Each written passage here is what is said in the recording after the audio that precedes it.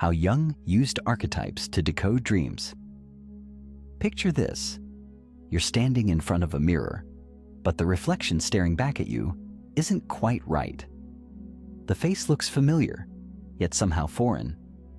The eyes hold secrets you've never spoken aloud, and there's something lurking behind that polished smile. Something raw, untamed, and deeply unsettling. You wake with a start, heart pounding, trying to shake off the lingering unease of this strange encounter with yourself. What you've just experienced isn't random neural firing or the remnants of yesterday's events. According to Carl Jung, one of psychology's most revolutionary minds, you've just met one of your archetypes, those universal patterns that live in the deepest layers of your unconscious mind. Jung believed that every dream, no matter how bizarre or mundane, contains a cast of characters that represent fundamental aspects of human experience, aspects that transcend culture, time, and individual differences. But here's where it gets fascinating. Jung discovered that by learning to recognize these archetypal figures in our dreams, the persona, the shadow, the anima, and animus, we could unlock a secret language of the psyche, a language that reveals not just who we are, but who we're meant to become. Tonight, we're going to learn how to speak that language. The foundation, Jung's revolutionary vision.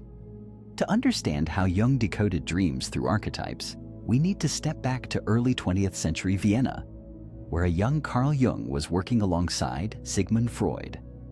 While Freud saw dreams as wish fulfillment, windows into our repressed desires, Jung recognized something far more profound. He observed that certain symbols, characters, and themes appeared across cultures, religions, and mythologies with startling consistency. The wise old man, the nurturing mother, the trickster, the hero's journey, these weren't coincidences. They were what Jung called archetypes, universal patterns embedded in what he termed the collective unconscious. Think of archetypes as the psychological equivalent of DNA. Just as we inherit physical traits from our ancestors, Jung argued that we inherit psychological patterns from the entire human species. These archetypes don't just influence our waking thoughts and behaviors, they become the primary actors in our dream theater, appearing night after night to guide, challenge, and transform us. But Jung identified certain archetypes as particularly crucial for understanding the self. Among these, 3 stand out as the most fundamental: the persona, the shadow, and the anima or animus. Each represents a different aspect of our psychological architecture, and each plays a distinct role in the drama of our dreams. The persona, the mask we wear. Let's begin with the persona, perhaps the easiest archetype to understand, because we encounter it every day. The word persona comes from the Latin term for the masks worn by actors in ancient theater. Jung chose this term deliberately because the persona represents the mask we wear in social situations, the carefully crafted version of ourselves we present to the world. Your persona is the professional you that shows up to work meetings, the charming you that emerges at dinner parties, the responsible you that your parents see. It's not fake exactly, but it's selective. It's the highlights reel of your personality, edited for public consumption. In dreams, the persona often appears as idealized versions of ourselves. You might dream of being a successful CEO giving a flawless presentation, or a beloved teacher inspiring students, or a confident social butterfly who never says the wrong thing. These dreams feel good because they reflect our conscious aspirations, who we want to be seen as. But Jung observed that persona dreams can also reveal the strain of maintaining our social masks. A teacher might dream of standing naked in front of a classroom, unable to remember the lesson plan. A businessman might dream of his suit dissolving during an important presentation. These anxiety dreams aren't just about fear of embarrassment. They're about the exhausting effort required to maintain our carefully constructed public identity. Consider Sarah, a therapist who prided herself on being endlessly patient and empathetic with her clients. She began having recurring dreams where she was screaming at her patients, telling them their problems were trivial. Initially, she was horrified by these dreams, convinced they revealed her as a fraud. But Jung would have seen these dreams as the persona's cry for balance, a signal that her professional mask had become so rigid that it was suffocating other aspects of her personality. The persona serves an important function. We need social masks to navigate complex human relationships. But Jung warned that when we over-identify with our persona, when we mistake the mask for our true self, we become what he called persona inflated. We lose touch with our deeper nature and become prisoners of our own image management. The shadow, meeting our hidden self. If the persona is who we pretend to be, the shadow is who we pretend we're not. The shadow contains all the aspects of ourselves that we've rejected, repressed, or denied, not because they're necessarily evil, but because they don't fit with our conscious self-image or our society's expectations. Jung famously said, "Everyone carries a shadow, and the less it is embodied in the individual's conscious life, the blacker and denser it is." The shadow isn't just our negative traits, it also holds positive qualities we've disowned. A person raised to be modest might repress their natural confidence. Someone taught that anger is always wrong might stuff down their healthy assertiveness. Someone who learned that being smart made others uncomfortable might hide their intelligence. In dreams, the shadow typically appears as a figure of the same gender as the dreamer, often threatening, criminal, or somehow repugnant. You might dream of being chased by a menacing stranger, or fighting with a sibling who embodies everything you dislike about yourself, or encountering a homeless person who makes you deeply uncomfortable. But here's what Jung discovered that was revolutionary. The shadow isn't our enemy.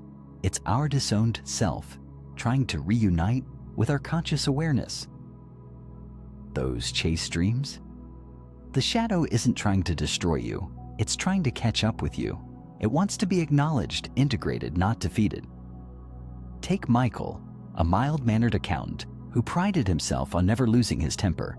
He began having vivid dreams about violent confrontations, bar fights, shouting matches, even wielding weapons against antagonists.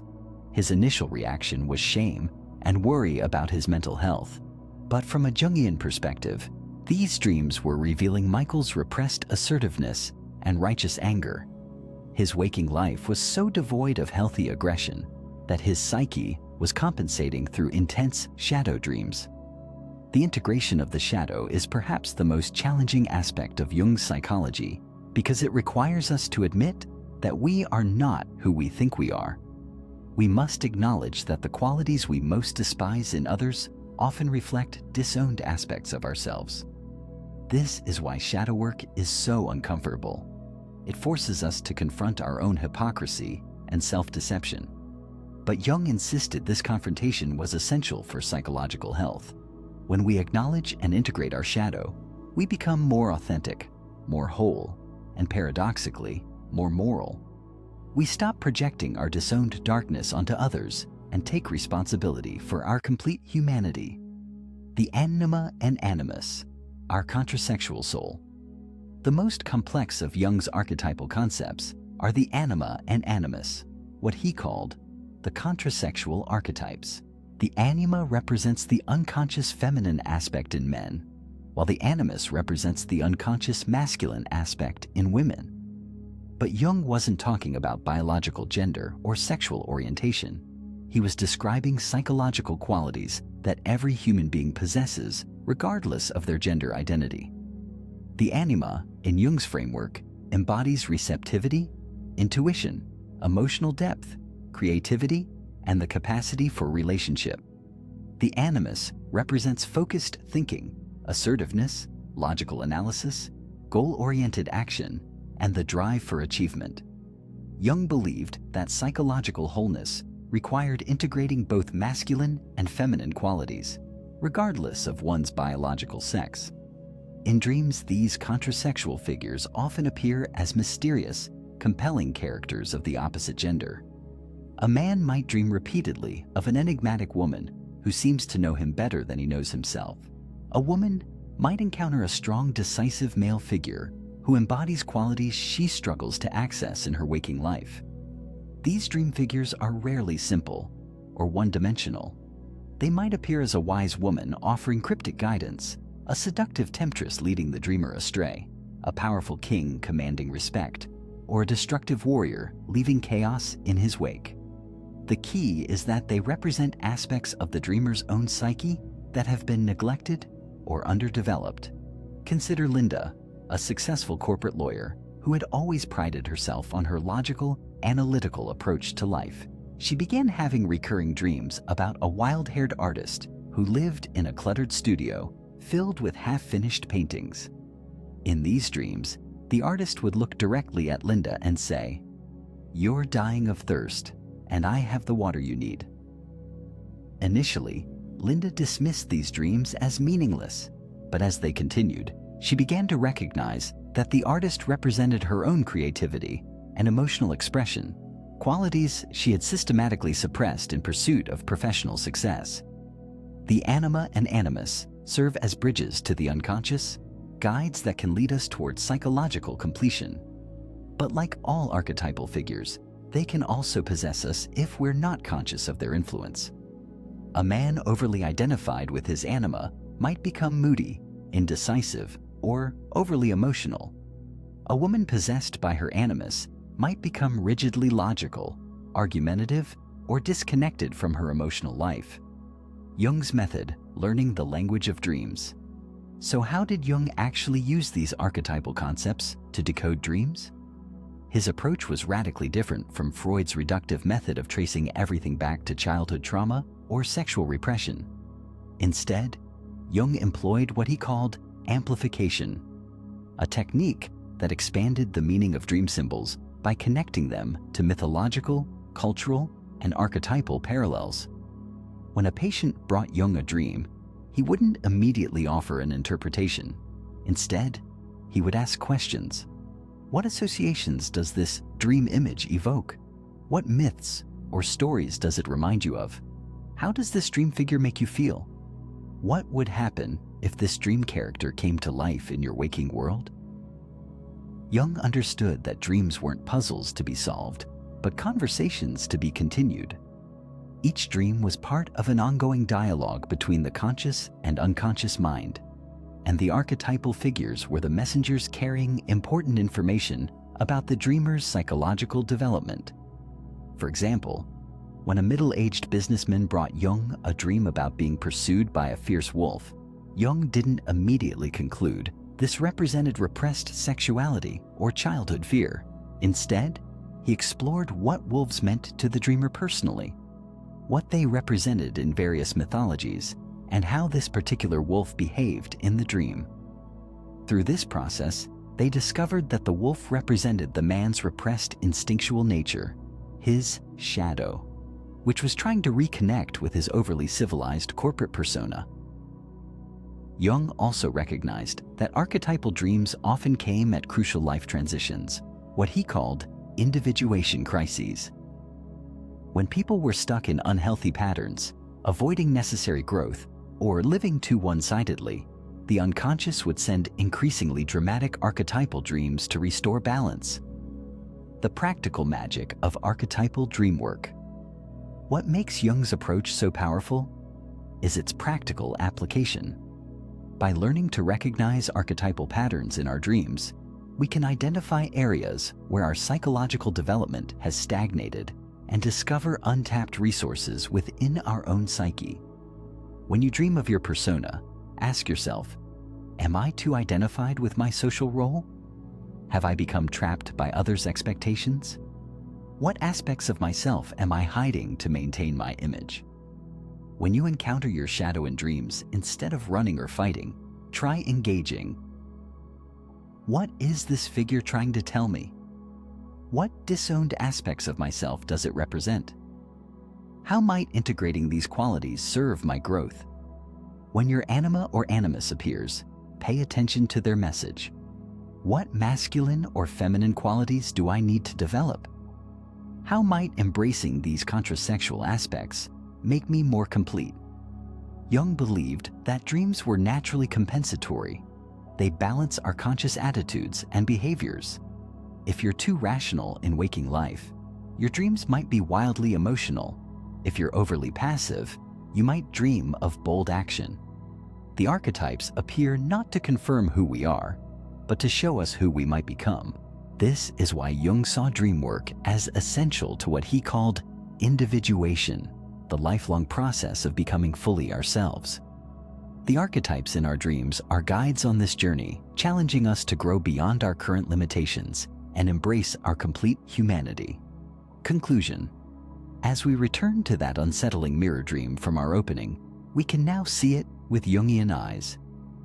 That strange reflection wasn't a nightmare to be forgotten, but a message from your unconscious, perhaps your shadow asking to be acknowledged, or your persona showing signs of strain, or your anima or animus revealing aspects of yourself you've yet to explore.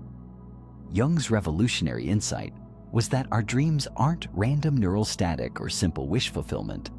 They're profound communications from the deepest layers of our psyche, using a symbolic language as old as humanity itself. The archetypal figures that populate our nighttime theater, the masks of the persona, the hidden face of the shadow, the mysterious presence of the anima and animus, are not just figments of imagination, but essential aspects of who we are and who we might become. This is why Jung called dreams the royal road to the unconscious, borrowing Freud's phrase but giving it deeper meaning. Through our dreams, we can access wisdom that transcends our individual experience, tapping into patterns and insights that have guided human development for millennia. The next time you wake from a vivid dream, don't dismiss it as meaningless. Ask yourself, who were the characters? What might they represent about different aspects of my personality? What is my unconscious trying to tell me about my journey toward wholeness? Your dreams are not random movies playing while you sleep. They are nightly meetings with the deepest parts of yourself, opportunities to continue the eternal human conversation between who we are and who we are called to become. In learning their language, we don't just understand our dreams. We understand the profound mystery of human consciousness itself.